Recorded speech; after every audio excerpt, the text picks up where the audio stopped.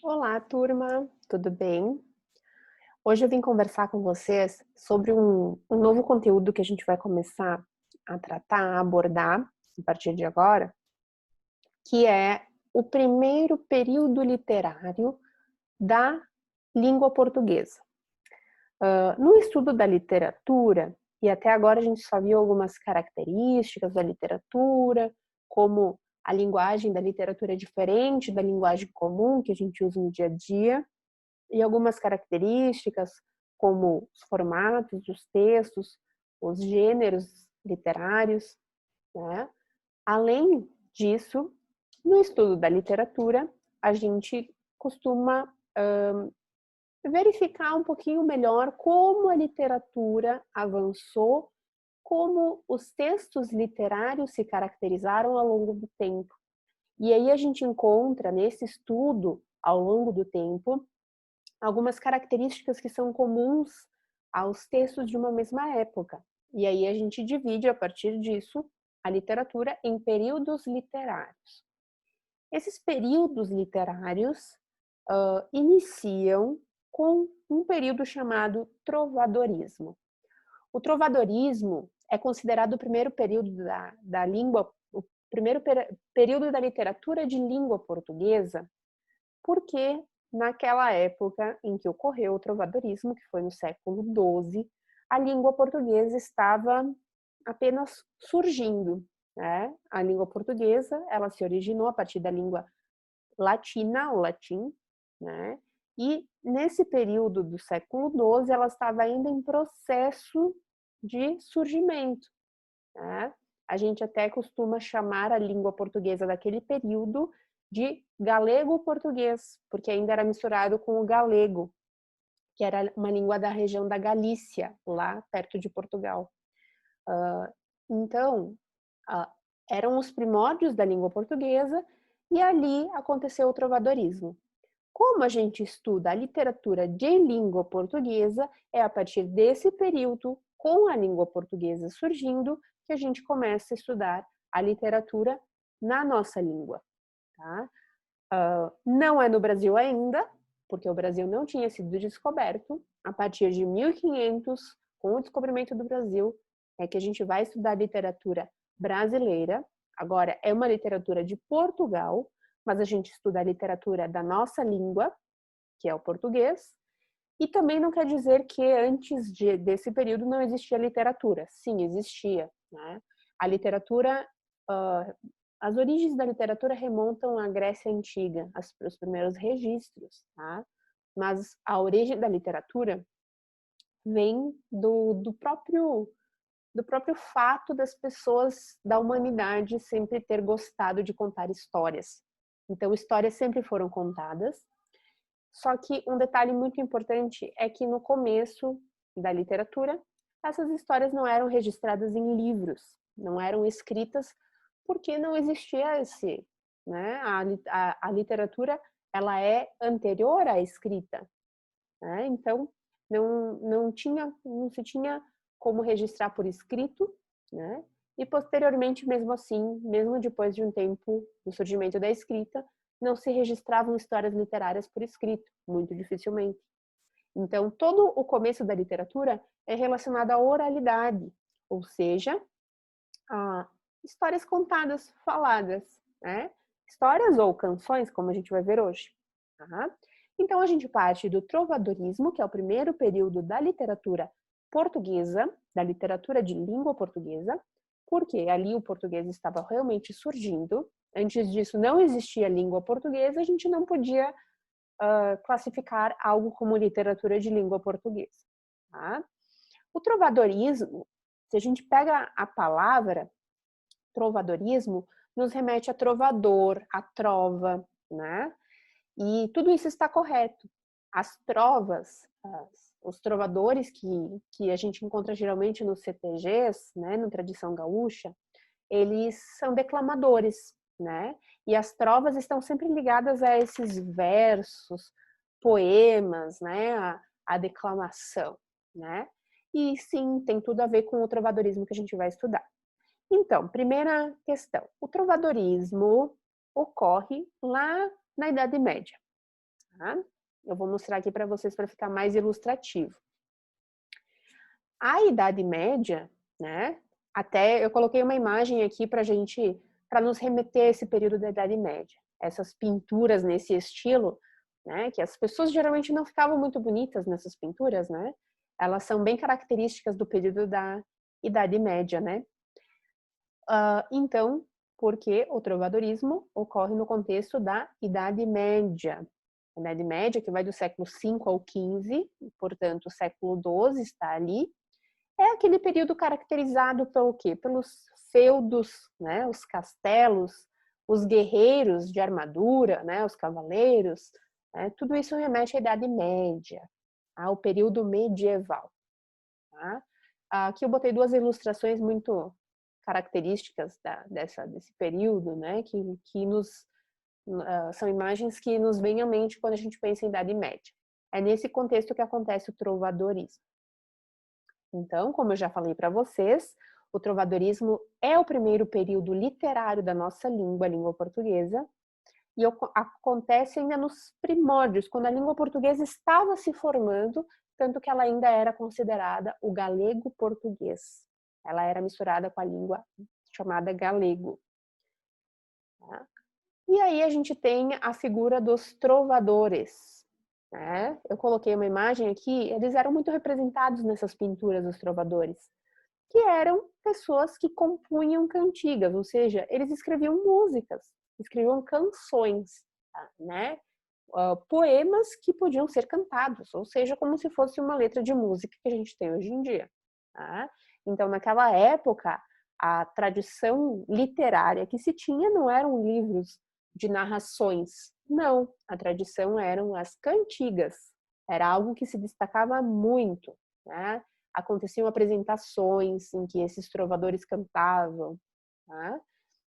E eles compunham isso em forma de poema, mas geralmente já era com a intenção de serem musicados, de serem acompanhados por música. Tá? No trovadorismo, ocorreram então as cantigas. Eles escreviam essas letras, esses versos, né, que seriam poemas, mas eram canções porque eram voltadas para serem cantadas, para música. Tá? Então, nós tínhamos vários tipos de cantigas na época. E o trovadorismo ele ficou mais associado ao tipo de cantiga de amor. Por isso que o trovar se relaciona muito à conquista, ao amor. Tem tudo a ver. Mas, além das cantigas de amor, existiam outros tipos. Tá? Então, a gente divide primeiramente as cantigas em líricas e satíricas. Líricas remete mais à beleza, a algo bonito.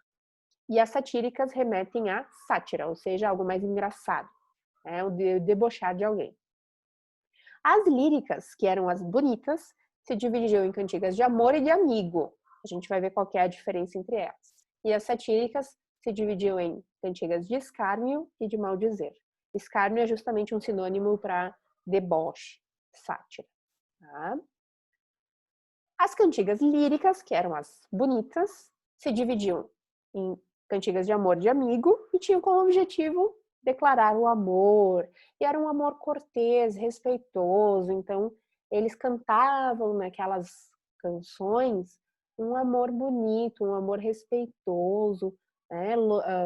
O homem que se declarava para uma moça se declarava assim, exaltando as qualidades dela, dizendo como ele sentia falta dela, sempre algo bem respeitoso, bem bonito, né? E uma questão que é importante nesse período é que geralmente esse amor declarado nas cantigas era um amor impossível, porque naquele período não se casava com quem se queria, né? A questão era muito familiar, né? Os casamentos eram arranjados, eram entre famílias, eram por interesse.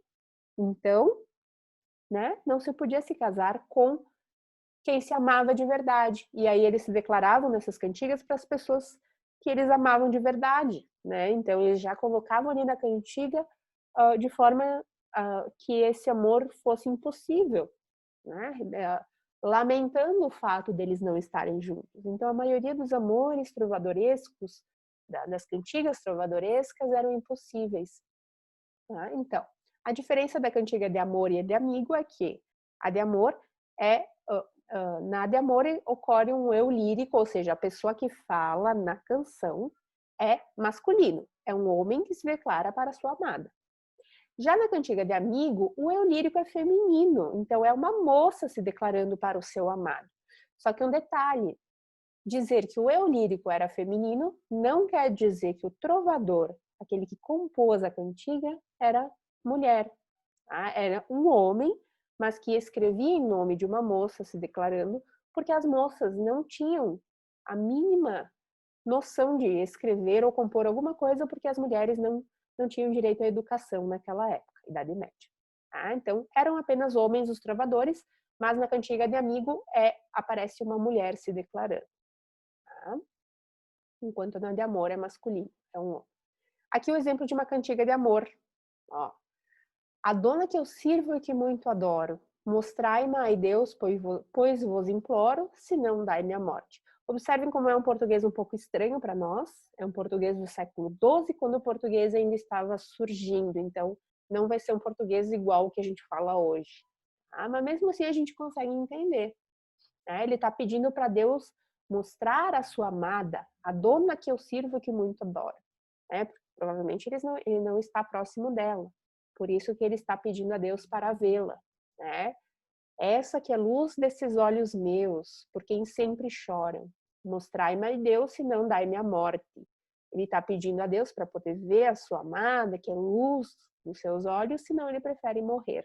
Então, observem como o amor é sofrido, tem um sofrimento, e como ele destaca, né? Como ele